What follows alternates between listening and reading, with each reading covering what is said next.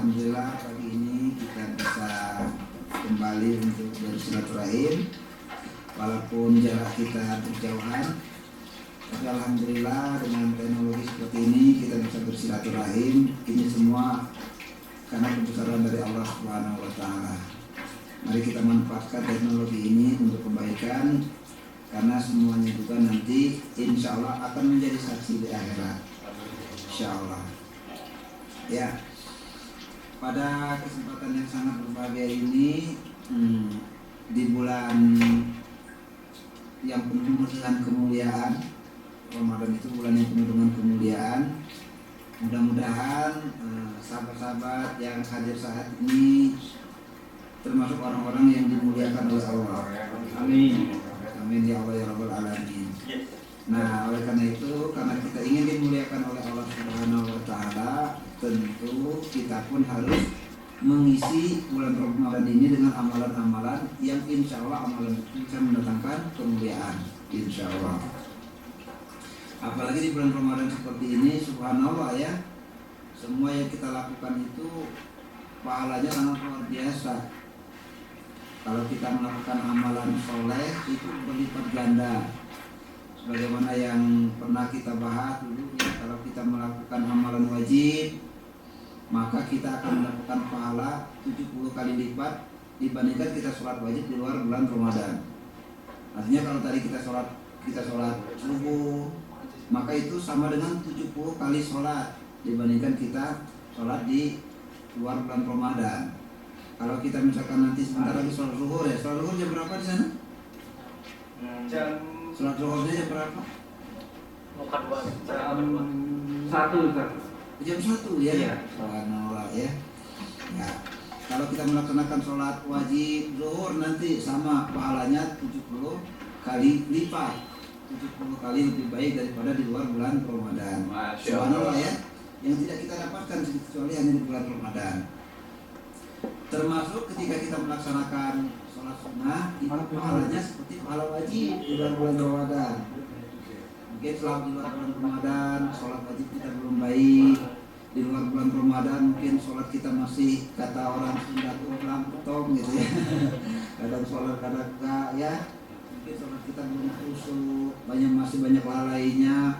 Insya Allah bisa kita tutupi dengan sholat-sholat sunnah di bulan Ramadan ini. Mudah-mudahan ibarat pakaian yang luar tadi ya bisa tertutupi, tertampar dengan amalan-amalan sholat sunnah yang kita lakukan di bulan Ramadan. Apalagi Rasulullah sampaikan dalam sebuah hadis, man qoma ramadana imanan wa ihtisaban ghufira lahu ma taqaddama min dzambi. Barang siapa yang menghidupkan bulan Ramadan itu, dia hidupkan dengan amalan-amalan soleh, dengan sholatnya, dengan baca Al-Qur'annya, dengan sedekahnya, dengan iktikafnya.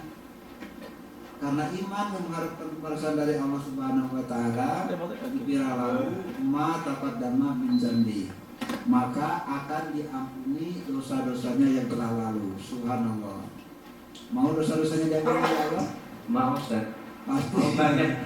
Kita semua ingin dosa-dosa kita diampuni oleh Allah Subhanahu wa Ta'ala. Ini peluang di bulan Ramadan ini, karena ini adalah bulan yang sangat mulia, sangat tepat untuk kita meminta ampun kepada Allah Subhanahu wa Ta'ala. Maka manfaatkan bulan Ramadan ini dengan sebaik-baiknya. Tapi jangan salah, ketika kita melakukan aktivitas di bulan Ramadan juga hati-hati juga kita. Terutama ketika kita sedang berpuasa, kita juga harus waspada. Karena ternyata Rasulullah juga sampaikan, banyak orang yang puasa tapi nggak dapat pahala. Kira-kira kalau kita puasa ingin dapat pahala atau gimana?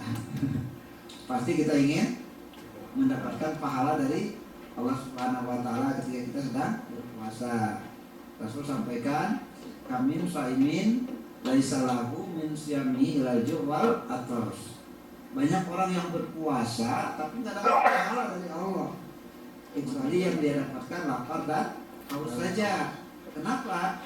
Karena dia berpuasa tapi dia tidak bisa menjaga lisannya dari berkata yang tidak baik.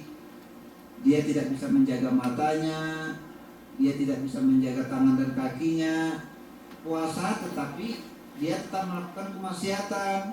tetap melakukan dosa, sehingga puasanya diterima tetapi tidak mendapatkan pahala dari Allah. Puasanya sah tapi tidak mendapatkan pahala dari Allah Subhanahu wa taala. Padahal tujuan puasa itu adalah supaya kita mendapatkan kemuliaan dari Allah Subhanahu wa taala. Sahabat-sahabatku yang berbahagia, karena kita berada di bulan Ramadan yang penuh dengan kemuliaan, dan ini juga akan menjadikan kita orang-orang yang mulia. Yang dimaksud orang yang mulia di sini adalah orang yang bertakwa kepada Allah Subhanahu wa taala. Sebagaimana dalil dalam Al-Qur'an di surat Al-Baqarah ayat 183 yang kita semuanya sudah hafal mungkin ya. Hafal semua belum? Di mana Allah Subhanahu wa taala berfirman, A'udzubillahi minasyaitonir rajim. Bismillahirrahmanirrahim. Ya ayyuhallazina amanu kutiba 'alaikumusiyam kama kutiba 'alal ladzina min qablikum la'allakum tattaqun.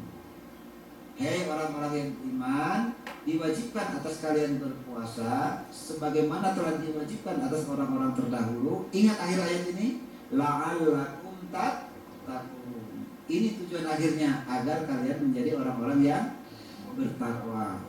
Artinya inti dari seluruh amalan yang kita lakukan, baik itu sholat, puasa, zakat, haji, tujuan akhir dari semuanya itu adalah la'allakum tattaqun. Termasuk puasa yang kita lakukan juga adalah agar kita menjadi orang yang bertakwa. Kenapa kita harus menjadi orang yang bertakwa? Karena kalau kita menjadi orang yang bertakwa, pasti kita akan mendapatkan kemuliaan dari Allah Subhanahu wa taala. Karena kalau kita mendapatkan kemuliaan dari Allah Subhanahu wa taala, maka banyak jaminan yang akan diberikan oleh Allah Subhanahu wa taala kepada kita. Apa di antaranya? Jaminan yang pertama, kalau kita berada dalam kesulitan, maka diberikan jalan keluar oleh Allah. Dalilnya ada dalam Al-Qur'an surat At-Talaq ayat 2. Misalnya disebutkan, "Wa may yattaqillaha yaj'al lahu makhraja." Siapa yang bertakwa maka diberikan jalan keluar oleh Allah Subhanahu wa taala. Pasti setiap kita punya masalah ya. Nggak mungkin kita ini lewat dari masalah. Pasti semua manusia itu punya masalah. Dan ketika kita punya masalah, kita ingin masalah kita itu ditolong oleh Allah, diselesaikan oleh Allah. Salah satu caranya adalah menjadilah orang yang bertakwa. Wa may yattaqillaha yaj'al lahu makhraja. Siapa yang bertakwa kepada Allah Subhanahu wa taala, dibukakan, diberikan jalan keluar dari setiap urusannya. Itu yang pertama. Yang kedua, kalau kita menjadi orang yang bertakwa, maka kita akan diberikan oleh Allah rezeki dari arah yang tidak diduga-duga. Wa yarzuqhu min haitsu la yahtasib. Dia akan diberikan oleh Allah rezeki dari arah yang tidak disangka-sangka, yang tidak diduga-duga. Kemudian selanjutnya, yang ketiganya, orang yang bertakwa itu pasti dia akan mendapatkan ampunan dari Allah. Ya, yusari'u ila maghfiratin min rabbikum wa jannatin arduhas samawati wal ardh u'iddat lil muttaqin. Bersegeralah kalian dalam mendapatkan ampunan dari Tuhanmu dan surga yang luasnya seluas langit dan bumi yang disediakan oleh Allah untuk orang yang bertakwa. Orang yang bertakwa juga dalam Al-Quran disebutkan akan mendapatkan kesuksesan. Kesuksesan. Innalil muttaqina mafaza. Sesungguhnya orang-orang yang bertakwa itu mereka akan sukses hidupnya, baik di dunia maupun di akhirat nanti. Jadi sebenarnya orang yang bertakwa itulah sebenarnya orang yang paling dimuliakan oleh Allah Subhanahu wa taala. Karena Allah Subhanahu wa taala tidak melihat seseorang itu dari hartanya. Allah tidak melihat seseorang itu dari wajahnya yang tampan, tidak. Allah tidak melihat seseorang itu dari kendaraannya yang bagus. Allah tidak melihat seseorang itu dari jabatannya. Tapi Allah melihat seseorang itu, memuliakan seseorang itu dari ketakwaannya. Inna akramakum indallahi atqakum. Sesungguhnya orang yang paling mulia di sisi Allah Subhanahu wa taala itu adalah orang yang paling bertakwa. Orang yang paling bertakwa itulah orang yang dicintai oleh Allah Subhanahu wa taala. Maka lewat saum ini insya Allah, lewat puasa insya Allah kita akan dimuliakan oleh Allah Subhanahu wa taala. Apa makna takwa? Makna takwa itu tentu kalau yang sering kita dengar ya, takwa itu artinya menjalankan segala apa yang diperintahkan oleh Allah dan meninggalkan apa yang dilarang oleh Allah Subhanahu wa taala. Ketika Allah Subhanahu wa taala memerintahkan kepada kita untuk melakukan sholat, maka kita harus lakukan sholat. Itu adalah takwa. Ketika Allah Subhanahu wa taala memerintahkan kita untuk berpuasa, kita puasa. Itu namanya takwa. Ketika kita diperintahkan oleh Allah untuk membayar zakat, kita keluarkan zakat, maka itu artinya orang yang bertakwa. Ketika Allah perintahkan kepada kita untuk berhaji, lalu kita berhaji, maka itulah yang disebut dengan orang yang bertakwa. Artinya, oh ini anak saya lagi ikut ya, maaf ya. Ya, artinya kalau kita menjalankan apapun yang diperintahkan oleh Allah Subhanahu wa taala, maka itulah ciri orang yang bertakwa. Termasuk ketika kita meninggalkan apa yang dilarang oleh Allah Subhanahu wa taala, itu juga namanya takwa. Karena takwa itu harus dua, menjalankan dan meninggalkan. Menjalankan apa yang diperintahkan, meninggalkan apa yang dilarang. Allah, jangan kalian berbuat dosa, jangan berbuat dosa. Itu namanya takwa. Kalau Allah katakan janganlah kalian meminum minuman yang memabukkan, khamar, jangan minum. Itu namanya takwa. Kalau Allah katakan janganlah kalian mengobrol pandangan kalian, tundukkan pandangan kalian, hei laki-laki yang beriman, tundukkan pandangan kalian, hei wanita yang beriman, tundukkan pandangan kita, maka itu namanya orang yang bertakwa. Intinya apa? Setiap kita berusaha mengerjakan apa yang diperintahkan oleh Allah, berusaha meninggalkan apa yang dilarang oleh Allah, itulah yang disebut dengan orang yang bertakwa. Karena orang yang bertakwa ini dimuliakan oleh Allah Subhanahu wa taala, maka tentu kadang-kadang pelaksanaannya seperti berat ya. Padahal sholat itu ringan. Betul Pak? Sholat itu sebenarnya mudah, tapi terasa berat. Kalau sholat misalkan sholat itu seolah-olah berat banget, padahal waktunya sebentar. Baca Quran berat banget, padahal mudah ya. Coba, kalau sekarang musik Piala Dunia seperti sekarang, coba nonton Piala Dunia itu berapa jam kita ya?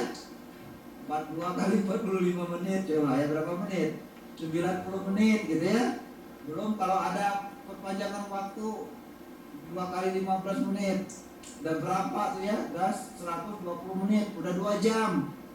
Belum kalau ada penalti, nambah lagi sekitar 15 menit.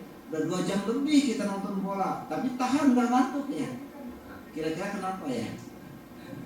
Karena ada perasaan cinta, ada perasaan suka di sana. Nah, tapi kenapa kalau baca Al-Quran kadang-kadang baru juga baca 1 halaman, udah terasa ngantuk gak? Kadang-kadang udah ngantuk gitu ya.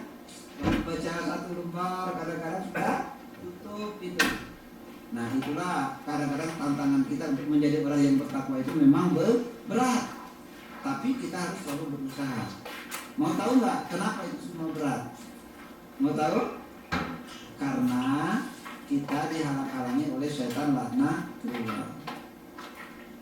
Setan itu akan menghalang-halangi kita untuk berbuat kebaikan. Contoh di dalam Al-Quran surat Al-A'raf ayat yang ke-16. Ayat yang ke-16. Di sini pernyataan setan loh. Surat Al-A'raf ayat yang ke-16, di mana Allah Subhanahu wa taala berfirman, iblis berkata, qala fa bima aghwaytani la aqudanna lahum siratakal mustaqim. Berkata iblis kepada Allah, wahai Allah, karena engkau telah menghukumi saya orang yang terkutuk, karena engkau telah menghukumi saya orang yang sesat, kata iblis, maka aku akan menghalang-halangi mereka dari jalan yang lurus. Tuh, pernyataan dari setan. Jadi kita ini akan selalu dihalang-halangi ketika kita ingin berbuat kebaikan. Makanya sholat tepat waktu itu berat, karena dihalang-halangi oleh setan. Baca Quran yang mendatangkan pahala jelas, 1 hurufnya diberikan 10 kebaikan ya. 1 huruf saja tuh diberikan 10 kebaikan. dibuat oleh setan itu berat, dihalang-halangi oleh setan laknatullah. Dihalang-halangi terus. Apalagi tahajud misalkan, sholat tarawih gitu. Padahal itu enak, tapi kata setan, wah berat. Puasa kata setan berat. Padahal itu adalah sesuatu yang paling mudah dilakukan. Dan kalau kita melakukannya, yang mendapatkan kemuliaan diri kita sendiri. Tapi kata setan, wah itu berat. Ini penyebabnya sebenarnya. Nah makanya sebagai orang yang beriman kita harus yakin bahwasanya kita ini orang yang insya Allah ketika kita berlindung kepada Allah Subhanahu Wa Taala, ketika kita bertakwa, ketika kita menjadi orang-orang yang dimuliakan oleh Allah Subhanahu Wa Taala, maka setan nggak bisa ganggu kita. Setan nggak bisa menghalang-halangi kita dalam beribadah kepada Allah Subhanahu Wa Taala. Caranya bagaimana supaya setan tidak menghalangi kita? Yang pertama caranya adalah satu, jangan lupa berdoa kepada Allah Subhanahu Wa Taala. Karena kita kan nggak melihat setannya, setan melihat kita. Kita nggak melihat iblis, iblis melihat kita. Salah satu caranya dengan berdoa kepada Allah Subhanahu Wa Taala. Banyak sekali doa yang dituntunkan oleh Rasul. Di antaranya adalah satu, a'udzubillahi minasyaitonirrajim. Apa semua? Pasti ya. A'udzubillahi minasyaitonirrajim. Aku berlindung kepada Allah dari godaan setan yang terkutuk. Doa yang lain misalnya, Rabbi a'udzubika min hamazatis syayatin wa a'udzubika Rabbi ayyadurun. Ya Allah, aku berlindung kepadamu dari kehadiran setan kepadaku. Contoh yang lain doanya apa? A'udzubillahi samii'il alimi minasyaitonir rajim. Doa juga kepada Allah. Yang paling mudah adalah yang surat trikul itu ya. Apa surat trikul? Trikul. Trikul itu 3 kul.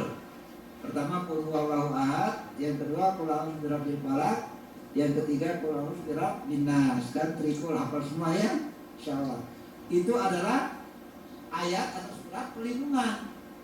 Berlindung kepada Allah dari segala tipu daya setan yang terkutuk. Di antaranya qul huwallahu ahad, kemudian qul a'udzu birabbil falaq, termasuknya qul a'udzu birabbin nas, qul a'udzu birabbin nas, malikin nas, ilahin nas, min syarril waswasil khannas, allazi yuwaswisu fi sudurin nas, minal jinnati wan nas. Nah, itu ayat-ayat perlindungan kepada Allah Subhanahu Wa Taala supaya setan tidak bisa menggelincirkan kita. Karena setan pasti akan menghalang-halangi kita. Karena orang yang bertakwa itu orang yang dimuliakan oleh Allah, maka setan tidak ingin manusia itu menjadi orang yang mulia. Maka sekali lagi setan berkata, aku akan menghalang-halangi mereka dari jalan yang lurus. Aku akan menghalang-halangi mereka dari beribadah kepada Allah. Aku akan menghalang-halangi mereka dari berbuat kebaikan. Aku akan menghalang-halangi mereka, kata setan seperti itu. Ini dalam Al-Quran surat Al-A'raf ayat yang ke-16. Nah itu. Lalu bagaimana caranya? Bagaimana caranya setan itu menggoda manusia? Maka dilanjutkan pada ayat yang ke-17-nya. Mungkin surat Al-A'raf ayat yang ke-17, di mana Allah Subhanahu wa taala berfirman, a'udzubillahi minasyaitonirrajim, bismillahirrahmanirrahim. Summa la'atiyannahum min baini aydihim wa an aymanihim wa an syama'ilihim wa la tajidu aktsarahum syakirin. Nah itu caranya. Kata iblis, aku akan menghalang-halangi mereka itu dari jalan yang lurus. Caranya adalah aku akan datangi mereka dari berbagai macam arah. Aku akan datangi mereka dari depan, aku akan datangi mereka dari belakang, aku akan datangi mereka dari kanan, aku akan datangi mereka dari kiri. Jadi kita itu akan didatangi oleh iblis itu dari berbagai macam arah. Dari depan, dari belakang, dari kanan, dan dari kiri. Apa itu dari depan? Nah, para ulama menafsirkan, di antaranya Ibnu Katsir menafsirkan. Yang dimaksud setan datang dari depan adalah bahwa setan itu akan menghalang-halangi manusia ketika manusia itu ingin lurus, ingin mengabdi, ingin beribadah kepada Allah Subhanahu wa taala. Maka dibuatlah kita itu istilahnya itu apa ya? Ketika kita mau beribadah kepada Allah Subhanahu Wa Taala itu dibuat itu apa? Akhirnya nunda-nunda waktu, betul ya? Misalkan sudah datang waktu zuhur misalkan, kata setan, tar dulu, kan waktu lohor masih panjang. Jadi kan waktu lohor masih panjang. Kalau situ mulai lohor jam 1 ya, asalnya jam 3 ya. Jam 4:30 kan? Wah 4:30 ya. Oh, habis ini jam 3 17 menit asalnya. Nah, jam 1 kemudian asarnya jam 4:30. Kata iblis ketika kita mau sholat tepat waktu, nanti dulu sholatnya, kan asarnya juga 4:30, kan masih ada waktu yang lain. Oh, itu sebenarnya tipu daya dari iblis. Ada yang itu enggak? Ada yang suka nunda-nunda enggak? Itu tuh sebenarnya tipu daya dari iblis laknatullah gitu. Jadi ditunda-tunda aja, akhirnya kelewat nanti. Ya, akhirnya kelewat, ditunda. Padahal Allah Subhanahu Wa Taala itu sangat cinta kepada orang yang sholat awal waktu. Sebagaimana Rasulullah SAW sampaikan ketika ada seorang sahabat yang meminta nasihat kepada Rasul supaya dia dicintai oleh Allah Subhanahu Wa Taala. Apa jawaban Rasul? Di antaranya adalah 3 jawaban. Yang pertama apa? As-salatu ala waqtiha. Salat pada waktunya. Jadi ketika kita salat pada waktunya itu artinya salat bersama imam yang pertama setelah azan. Artinya kalau sudah mendengarkan suara azan itu lebih bagus. Karena orang datang ke masjid sebelum azan, insya Allah dia itu seolah-olah orang mendapatkan pahala sebesar unta, gitu ya. Gitu. Kalau dia datang setelah azan seperti pahala sapi gitu. Kalau sudah azan seperti seperti kepalanya ayam gitu. Tapi kalau nggak datang sama sekali ya mungkin nggak dapat pahala itu ya. Nggak datang ke masjid. Jadi seperti itu. Nah disunahkan kita itu justru untuk di awal waktu. Caranya supaya kita bisa sholat di awal waktu adalah kita harus berjamaah. Kalau berjamaah insya Allah bisa awal waktu. Tapi kalau sholatnya nyendiri biasanya suka nunda-nunda. Mau sholat nanti dulu masih asik nonton. Mau sholat nanti dulu sebentar lagi asik baca. Mau sholat sebentar lagi olahraga dulu. Macam-macam alasannya ya. Itu sebenarnya alasan itu datangnya dari setan. Karena setan ingin menghalang-halangi kita untuk beribadah kepada Allah Subhanahu Wa Taala. Sehingga tidak sedikit gara-gara kita nunda-nunda waktu, akhirnya pas mau sholat ada kepentingan yang lain. Mohon maaf ya, misalnya setengah jam sebelum sholat asar, sebelum sholat asar kita belum sholat lohor. Setengah jam lagi asar, berarti masih ada kesempatan sholat lohor. Pas kita mau sholat tiba-tiba sakit perut, tiba-tiba ke kamar mandi mencret. Mohon maaf ya, akhirnya selesai mencret itu sudah waktu asar. Akhirnya apa yang terjadi? Sholat lohor ketinggalan. Makanya jangan sampai kita nunda-nunda waktu. Karena ketika kita nunda-nunda waktu berarti kita sedang dihalang-halangi oleh setan laknatullah. Nah itulah yang dimaksud setan itu menghalang-halangi ketika beribadah kepada Allah Subhanahu Wa Taala. Itu setan datang dari depan, setan datang dari belakang. Apa maksudnya? Setan datang dari belakang itu maksudnya bahwa setan akan menjadikan manusia itu lebih cinta kepada dunia, kepada harta, kepada tahta, dan kepada wanita. Mohon maaf dari hadisnya begitu. Jadi dibuatnya kita itu lebih cinta kepada harta, tahta, dan wanita. Padahal harta itu tidak ada apa-apanya di sisi Allah Subhanahu Wa Taala. Betul nggak? Nggak ada apa-apanya di sisi Allah. Di sisi manusia ada sih, tapi di sisi Allah nggak ada apa-apanya. Nah, Allah tidak melihat seseorang itu dari hartanya. Kita mau bekerja berapapun yang kita dapatkan, pada akhirnya kita makan segitu-itu aja ya. Yang dimakan jadi kotoran, yang dipakai jadi usang.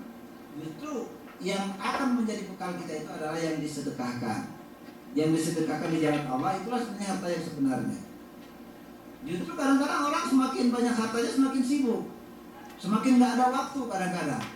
Nah, itulah ujiannya, karena memang wa mal hayatad dunya illa mataul ghurur.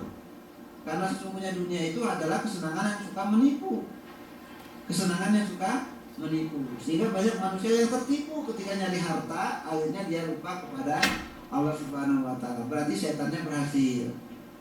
Karena kalau orang misalkan dengan gara-gara nyari harta, nyari duniawi, dia sampai lupa beribadah kepada Allah, dia lalai beribadah kepada Allah, berarti dia sedang tertipu. Tidak sedikit dalam Al-Quran disebutkan Al-haqmu takasur hatta zurtumul maqabir. Kalla sawfa ta'lamun, kata Allah. Summa kalla sawfa ta'lamun, kalla law ta'lamuna ilmal yaqin la tarawunnal jahim.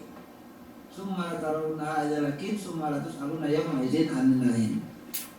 Kadang-kadang gelimangnya harta, kemewahan itu banyak melalaikan manusia. Lalai dari beribadah kepada Allah. Banyak yang lalai. Hatta zurtumul maqabir.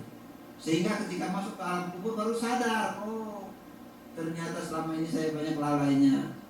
Sudah berada di dalam kubur. Maka Allah ingatkan, kalla, kata Allah. Kalla sawfa ta'lamun. Jangan begitu, kata Allah. Jangan melalaikan Allah. Jangan melalaikan ibadah. Kalla sawfa ta'lamun. Summa kalla sawfa ta'lamun. Diingatkan lagi oleh Allah. Kemudian kata Allah, jangan begitu. Jangan melalaikan ibadah. Kalla law ta'lamuna ilmal yaqin.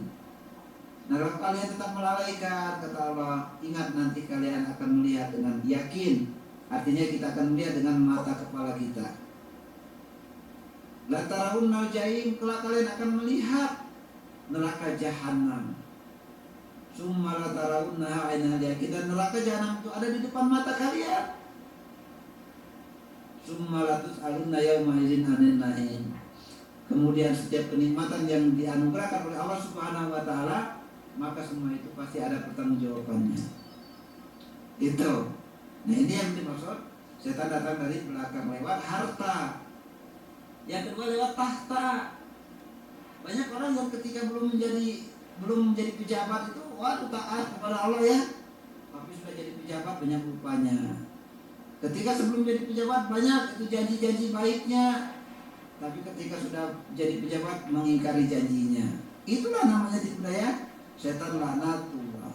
Termasuk juga yang tidak kalah serunya ya, yang akan dijadikan setan untuk mengganggu manusia itu adalah wanita. Pasti semuanya ini suka kepada wanita ya. Iya. Melihat wanita itu, aduh gimana gitu rasanya kalau nggak ada wanita ya. Nah itu dimanfaatkan oleh setan untuk menghancurkan kita.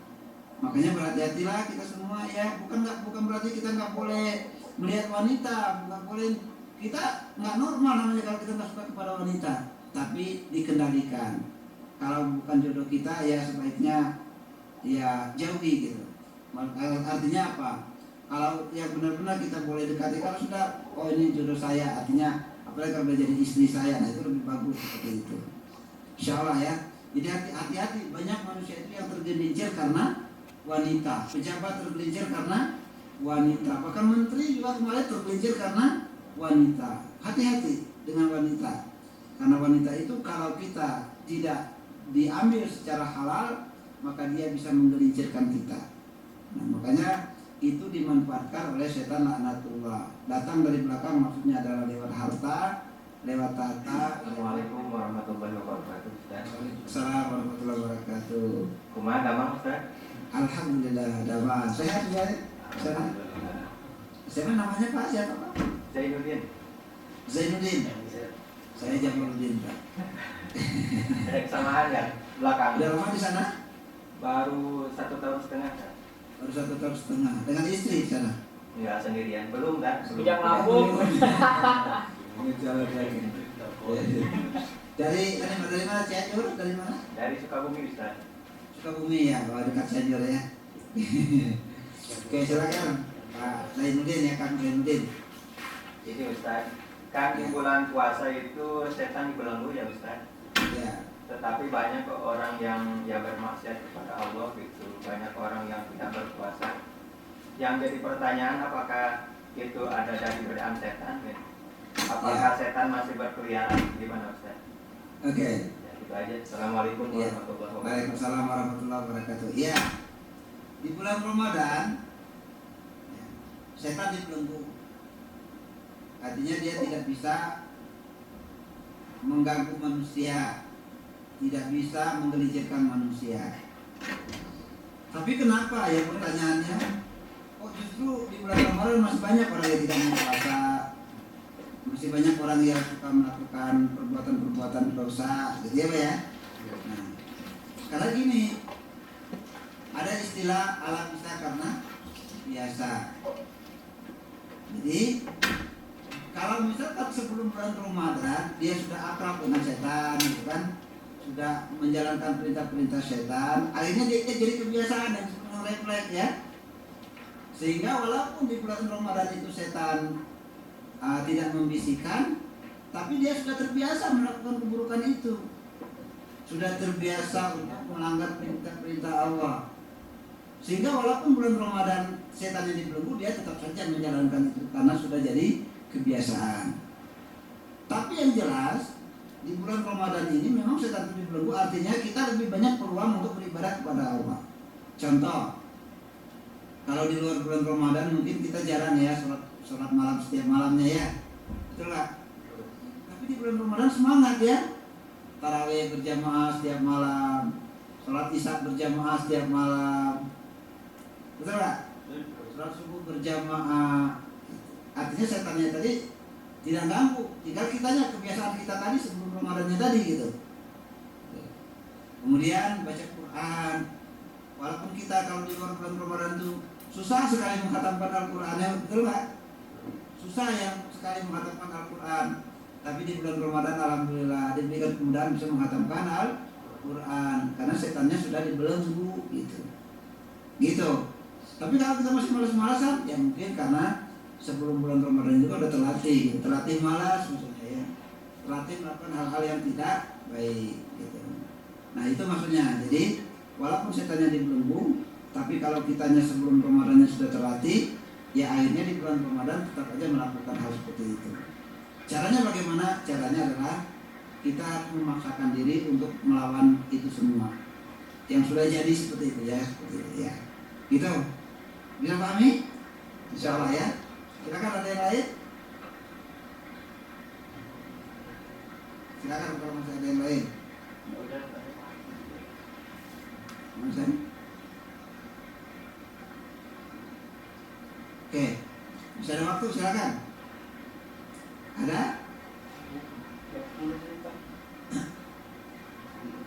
Silakan kalau masih ada.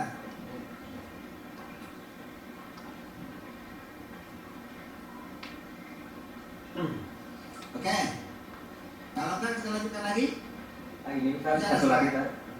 Ya. Kalau kita ya di pas mau puasa Ustaz, pas sahur gitu, lupa niat Ustaz, kan harus dikodok ya Ustaz. Terus pas yang itu boleh berbuka atau puasa diteruskan tapi harus dikodok lagi gitu, gimana Ustaz? Tetap berpuasa. Jadi kalau kita lupa niat, sebenarnya gini. Tapi makan sahur enggak? Sahur. Makan sahur enggak? Kalau makan atau tidak gitu gimana? Oh, kalau makan sahur itu. Jadi sebenarnya gini, makanya ada kebiasaan gitu ya. Kalau kita sholat misalkan tarawih berjamaah, sholat isya berjamaah, tarawih berjamaah, biasakan setelah tarawih itu niat bersama. Satu, misalkan sama-sama kita sama-sama berniat untuk puasa besok pagi, kan menanamkan niat itu dari maghrib sampai waktu subuh kan. Jadi itu waktunya. Jadi berniatlah, atau setelah berbuka langsung berniat, saya besok puasa. Walaupun ada perbedaan pendapat para ulama, ada berpendapat bahwasanya yang dimaksud niat itu harus diucapkan. Yang kita ucapkan misalkan nawaitu shauma hadin an adai pada sehari Ramadana hazihi sanati pada lillahi ta'ala. Tapi ada juga yang berpendapat ketika kita misalkan bangun makan sahur itu udah niat, kita bangun sahur juga udah niat untuk puasa besok kan, makannya juga seperti itu. Ketika kita misalkan tarawih udah diniatkan besok saya akan sahur gitu, itu udah niat juga. Itu perbedaan pendapat para ulama. Tapi kalau kita memang sengaja meninggalkan dalam arti tidak berniat, maka itulah yang dimaksud puasanya harus tetap dilakukan, tapi kita harus mengqadha. Puasa tetap dilakukan, tapi kita tetap mengqadha, seperti itu. Nah, karena kita lupa niat. Karena rukun puasa itu pertama niat, ya. innamal a'malu binniyat. Yang kedua apa? Menahan diri, al-imsak, menahan diri dari sesuatu yang membatalkan puasa. Makan, minum, berhubungan suami istri di siang hari di bulan Ramadan. Ada yang menarik nih. Kalau makanan itu jelas. Kalau berhubungan suami istri di siang hari bulan Ramadan, siapa yang harus membayar dendanya? Nah, kan kalau orang yang berhubungan suami istri di siang hari di bulan Ramadan itu itu dendamnya itu bayarannya itu adalah dia berpuasa 2 bulan berturut-turut ya.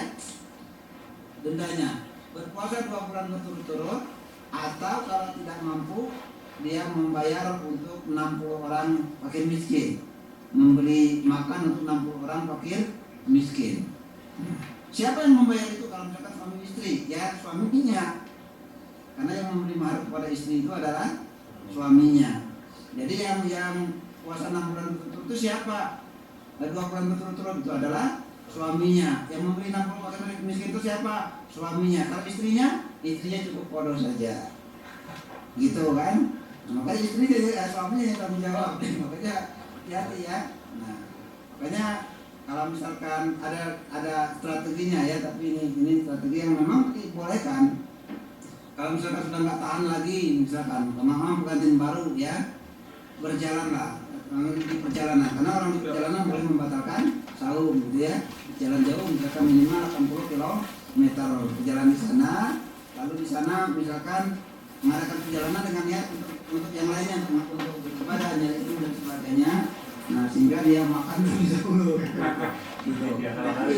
Tapi ini bukan anjuran ya, tapi ini kalau memang udah tidak tahan sama sekali, ya barangkali bisa melakukan tindakan, misalkan pulang ke Indonesia, misalkan saya mau pulang istri saya ke Indonesia, itu di perjalanan boleh dia membatalkan saum ketika dia di perjalanan.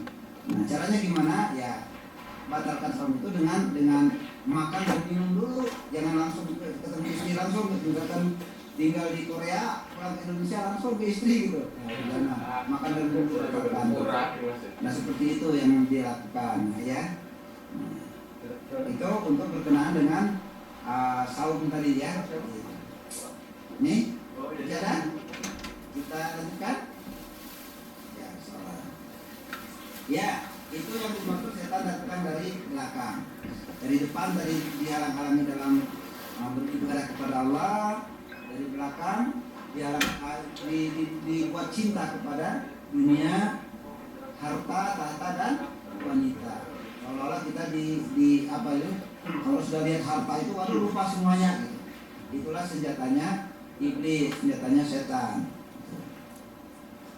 Kemudian yang ketiganya, setan datang dari kanan. Apa yang dimaksud setan datang dari kanan? Yang dimaksud setan datang dari kanan bahwa kita ini akan dibuat oleh setan itu senang dengan berbuat maksiat. Senang dengan berbuat maksiat.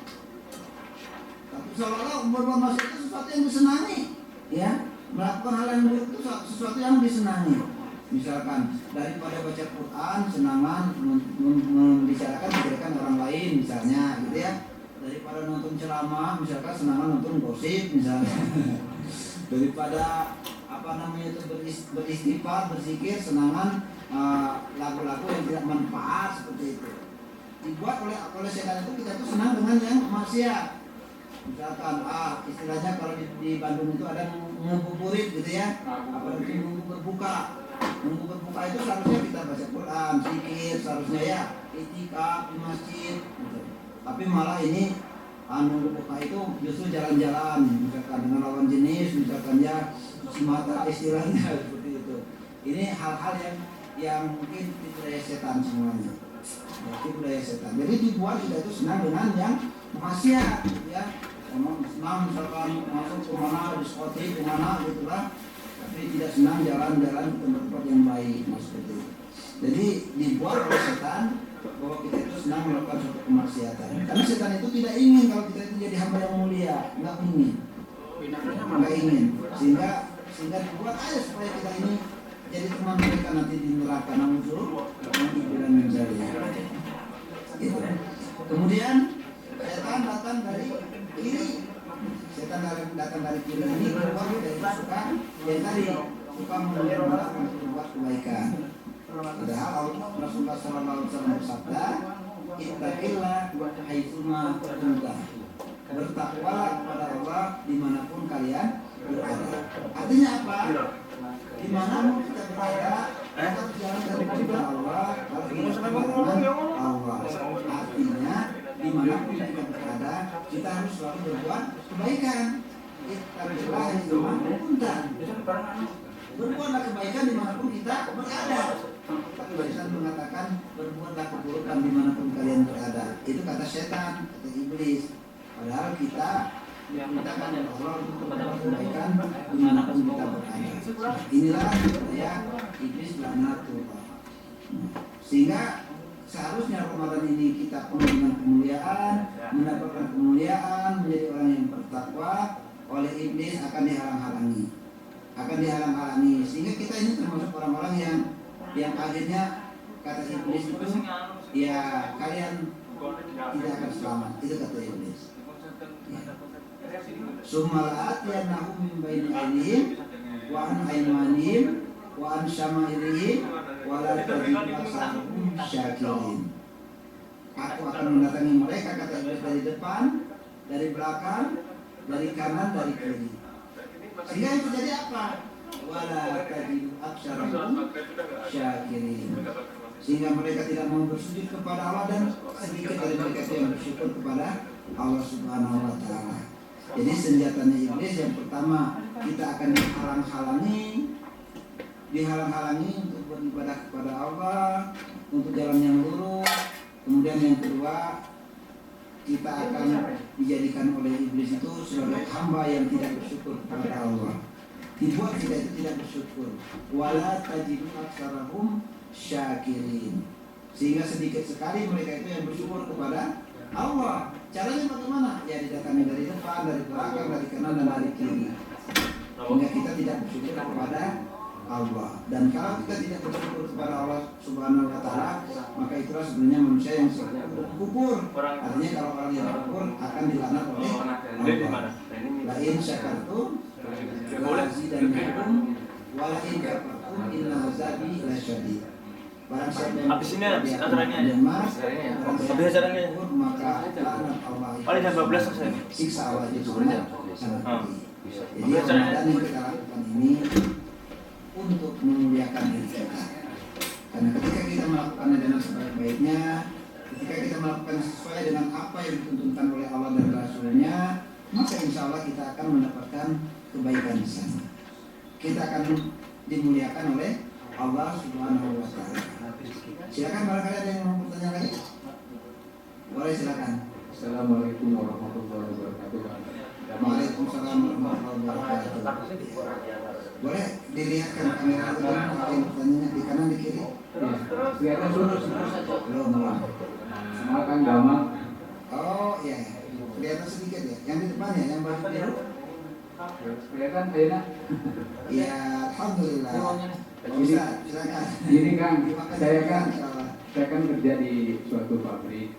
Ya. Nah, yang tadi itu yang maksud dari setan, kita digoda oleh setan dari kanan, kiri, atas, bawah. Nah, sedangkan saya kan yang puasa cuma saya kan belakang kanan dan kiri. iya depan belakang kanan dan kiri. Saya kan puasa cuma sendirian. Ya. Kita kerja itu 12 orang. Terus selama saya puasa itu saya banyak sekali godaan oleh teman-teman gitu. Ada yang kasih iming-iming es krim. Ada itu apakah yang dimaksud dengan setan juga yang berwujud dengan manusia? Gitu. Nah, saya mau tanya. Iya Islam, KTP Islam, tapi sholat enggak. Tapi nanti mau lebaran gitu, sholat enggak, puasa enggak, tapi lebaran iya. Nah itu saya maksudkan apakah dia boleh ikut lebaran juga gitu. Sedangkan yang namanya fitri kan orang yang puasa memfitri fitrahkan dia dirinya untuk ini. Kalau itu kan dia nggak fitri, sholat aja enggak, puasa aja enggak. Terus Assalamualaikum warahmatullahi wabarakatuh. Ya. Setan itu ada dua jenis, Pak. Kalau iblis itu salah satu makhluknya ya. Setan itu dalam Al-Quran itu dua jenis. Makanya ada di dalam surah An-Nas itu minal jinnati wan nas. Setan dari golongan jin dan setan dari golongan manusia. Mungkin tadi yang maksud tadi kalau orang Islam tapi dia nggak sholat, nggak puasa, malah menggodain kita, menggodain supaya kita ini keluar dari jalan yang lurus. Berarti sama dengan setan. Dia menghalang-halangi kita, menggoda kita supaya kita ini tidak puasa, menggoda kita supaya kita tidak sholat. Berarti itu adalah temannya setan dari golongan manusia. Caranya gimana? Karena dia masih agama Islam, tugas kita untuk mengingatkan, untuk mengajaknya, gitu kan? Siapa tahu dia melakukan semua itu karena dia belum tahu, atau karena kemalasannya. Kalau dia karena kemalasannya, kita harus ingatkan terus, kasih tahu ilmunya, ya seperti itu. Karena kalau kita berhasil mengingatkannya, insya Allah Pak, insya Allah kita jadi orang yang sukses. Kalau Bapak berhasil misalkan mengajaknya puasa, nanti pahalanya itu mengalir ke Bapak, tidak dikurangi. Kalau Bapak berhasil mengajak dia sholat, berarti pahalanya juga diberikan kepada Bapak. Karena ketika kita berbuat kebaikan, mengajak orang lain jadi soleh, maka pahalanya diberikan oleh Allah sama seperti orang yang melakukannya itu tanpa dikurangi sedikit pun. Jadi sebenarnya menurut saya itu Allah Subhanahu Wa Taala ingin memberikan ladang amal kepada Bapak supaya Bapak banyak pahalanya. Ketika Bapak misalkan ditawarin es krim, Bapak bisa menahan. Itu salah satu kesempatan bagi Bapak. Maaf, kita ini orang Islam, jadi orang Islam kan diwajibkan berpuasa. Jadi kita harus berpuasa. Itu juga adalah bagian dari ngajak orang. Yo, mudah-mudahan besok kita bisa sama-sama puasa. Bapak bisa menahannya juga, pahala. Makin berat Bapak menahannya, makin besar pahalanya. Lebih besar lagi kalau Bapak berhasil mengajak yang tidak puasa jadi puasa, yang tidak sholat jadi sholat. Insya Allah itulah yang namanya kebahagiaan, kesuksesan yang sebenarnya. Coba ya, selamat berjuang Pak. Ini Bapak ditugaskan oleh Allah di sana untuk mengajak orang lain mungkin ya, supaya sholat, supaya puasa, supaya mengenal Islam insya Allah. Gitu Pak ya? Oke, selamat Pak. Siapa Pak? Agus Pak.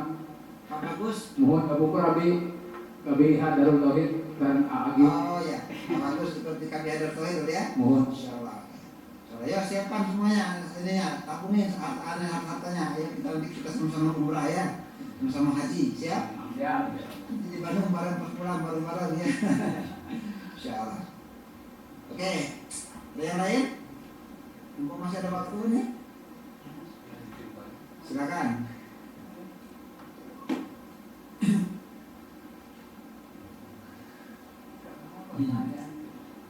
Silakan. Mumpung ada kesempatan, jangan malu-malu.